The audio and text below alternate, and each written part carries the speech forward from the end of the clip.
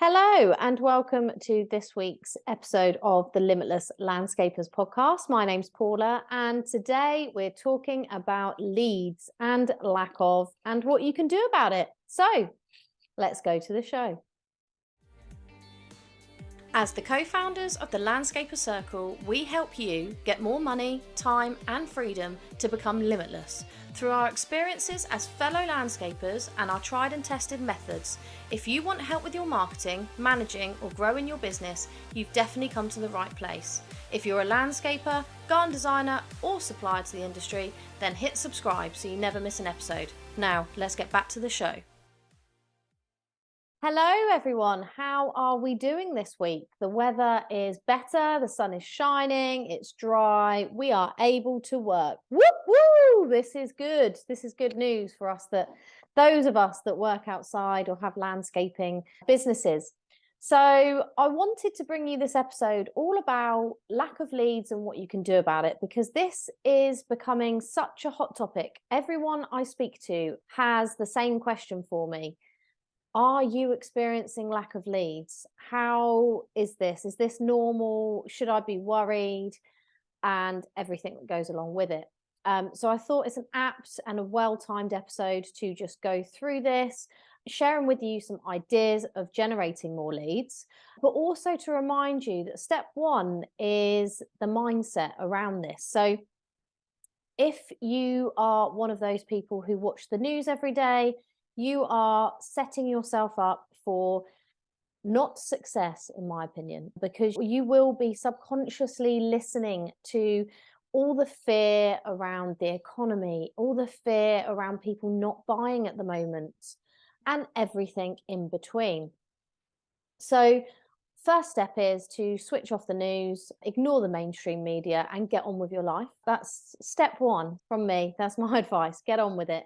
Don't worry about what's going on out there. Just do you. Just carry on doing you.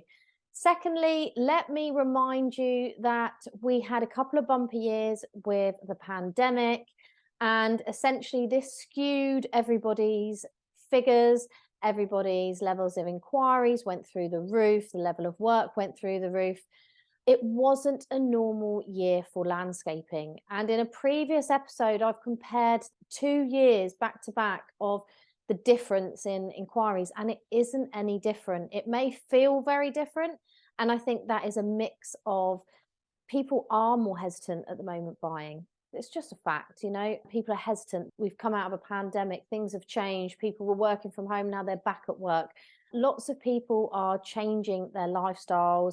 They're not in the house as much anymore as they were during the pandemic, and essentially they were looking at their gardens, wanting to change that area all the time.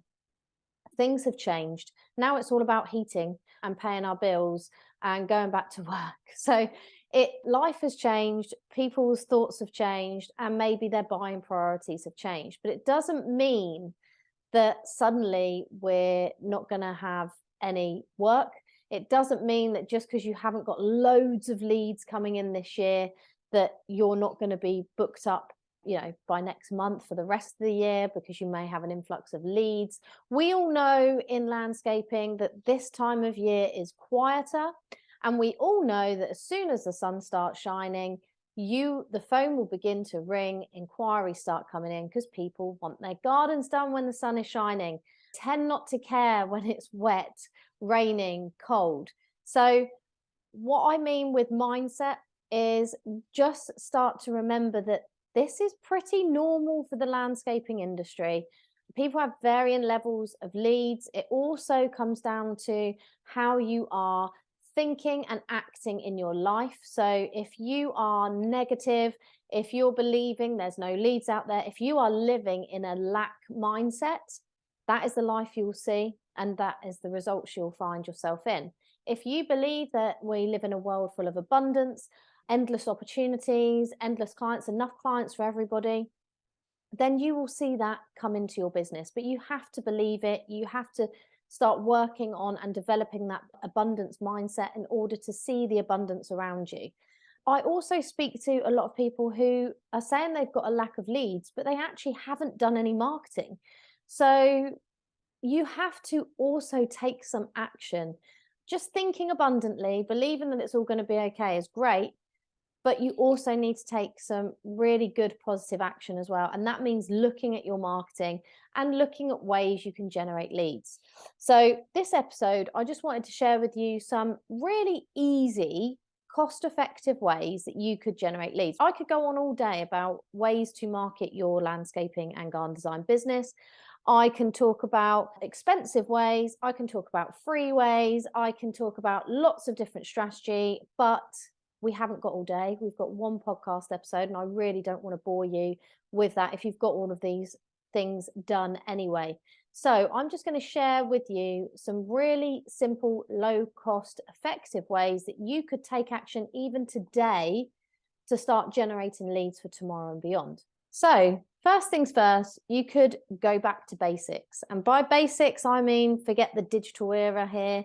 I love digital marketing, but also there is a place and there is a good reason to go back to basics with potentially some print advertising. So have you got flyers that you haven't given out? Have you got jobs that you could flyer next door neighbors to see if they're interested? Obviously, to let them know that you are completing a garden or a driveway or a garden transformation or planting, etc., at a neighbour's house. Could you leaflet certain areas?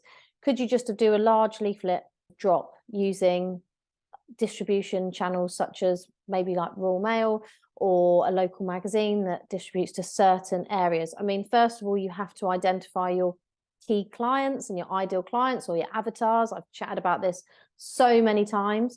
Get clear on where they will be, and then you pick the areas where they're going to be in. So what postcodes, and then see if you can do a leaflet distribution to them.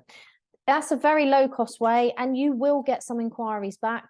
It just depends on whether you want to go very super targeted and just do it, you know, where you are working, maybe just take an hour every day to leaflet the area, or whether you want to pay for someone else to deliver it for you, save your legs. But you could go back to basics and go to leaflet drops, but just being really specific and targeted with it. So not doing everything, and obviously being mindful of what properties are around in each area. You certainly don't want to be targeting flats, for instance, and really go back to basics to get your name out there.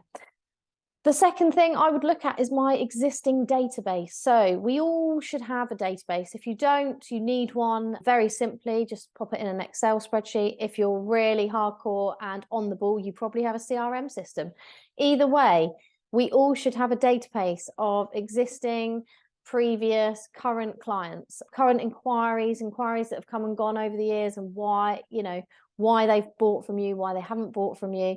And you should have this database. So what is it currently doing? Are you utilizing it at all?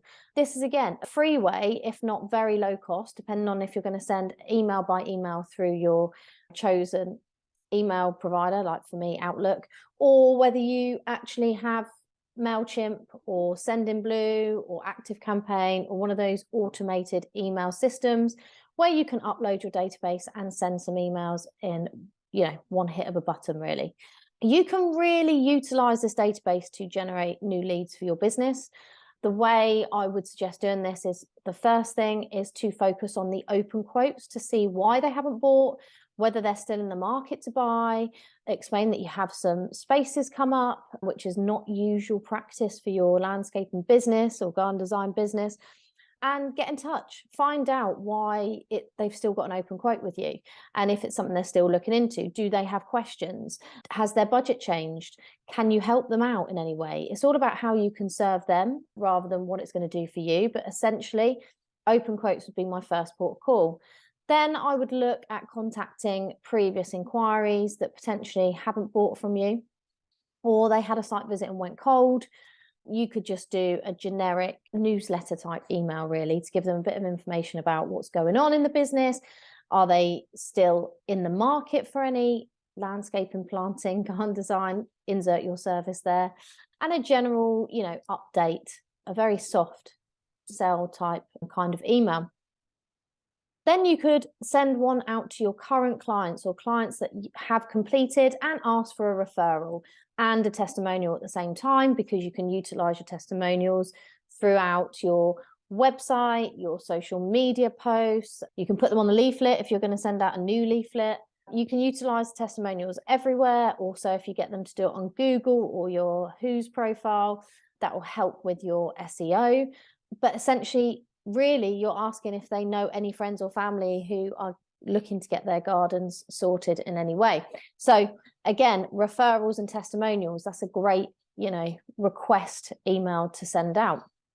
So it's really building on your own database. Now, we all should have one, and I bet for a lot of us it lies dormant. I, for one, guilty of this, guilty as charged. I do not keep in contact with my database as much as I should do, and mainly that's because I haven't found a CRM system I really like using at the moment. So that's my excuse for now.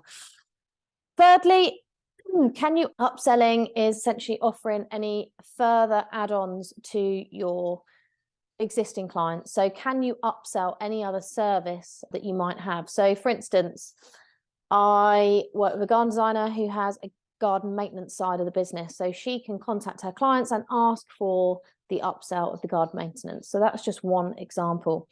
Could you offer, a clean and seal package if you're dealing with hard landscaping?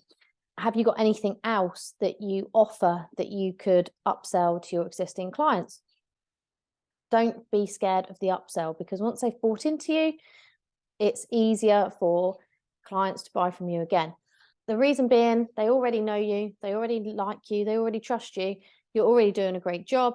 So they're more likely to buy more from you if you present them with a solution to a problem. Let's not forget, it's not upselling anything.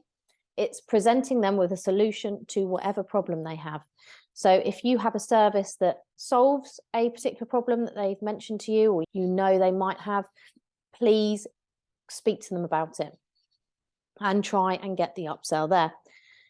And then I would also urge you to look at your connections, your networks, your existing networks. Have you got anyone that could refer work to you? So for instance, as a landscaper, could I contact new and existing garden designers that I already work with to send me more work? What I'm talking about. Can you find anyone that would refer work to you and vice versa that you could offer to refer work to them? Could you build on these networks? So could you expand and widen your network net, so to speak, and see if you can get in touch with more garden designers if you're a landscaper, or more landscapes if you're a garden designer, or pool specialists if you have clients that want pools? Or could you offer planting through a subcontractor, etc., etc. Start thinking about your network, start thinking who you could collaborate with, who could you refer work to, and essentially start building on those. It's so easy to do. And then finally, your digital marketing. So your website, unfortunately, it's not once done is done. It's a constant updating process. So you'll always be updating your website, even if it's just photos. But particularly for lead generation and to make your website work for you, you are going to have to do some back-end SEO. You are going to have to do some blog writing. You are going to have to amend wording and content. You are going to have to amend wording, content, services as you add or reduce services, whatever you're doing there, to showcase your new brilliant projects you're doing, and so on and so forth. So you need to continually update your website, and you need to make sure you put some time aside for that. I'm currently doing that on both my websites at the moment. It's not something I love doing, so it takes a lot more time. And what I would suggest is, if you are doing any development work to your website or changes, just do it one page at a time, because then it's less overwhelming. And also get someone else to look at it if you can, just to cast their eye on. If you have a great website that you're getting leads through already, and you don't feel like it needs any further work, and you know your ideal client, where they hang out, then I would suggest, consider doing some paid advertising. So you could do paid Facebook ads, you could do paid LinkedIn ads if you're B2B, you could do AdWords on Google. All of these things are great as long as you are really specific on your ideal client and you know exactly where they hang out, and you have a budget in mind that you know you can afford, going back to your cash flow. And finally, you have the time to learn how to do it, because it's not an easy and quick process. It's quite complicated to set up, and you also have to keep on top of managing it and basically checking it's all okay. So you do have to spend time doing that. But if you've got a good website that generates leads, if you know your ideal client and you've got the money and time to spend doing it, 100%, it's a very quick way to generate leads. So do consider paid advertising on the digital platforms if you so wish, if you have that time, that money, and you know enough about your ideal client. I can't stress that enough. Really, that should be number one point. Go back to your ideal client. Are you targeting them? Are they correct for you? Etc. etc. But we could go into that multiple times. I think I've spoke about on multiple episodes as well. So that is essentially what I would do if I was suffering from a lack of leads or a worry about a lack of leads. They're very easy, low cost, super effective, and you can just get on with it. But like I said at the beginning, it's not just about like planning out a strategy. Like from that, you could create a very basic marketing strategy to get on with, but you actually have to take the action. So you have to take the time off the tools, working on your business in order to put these strategies in place.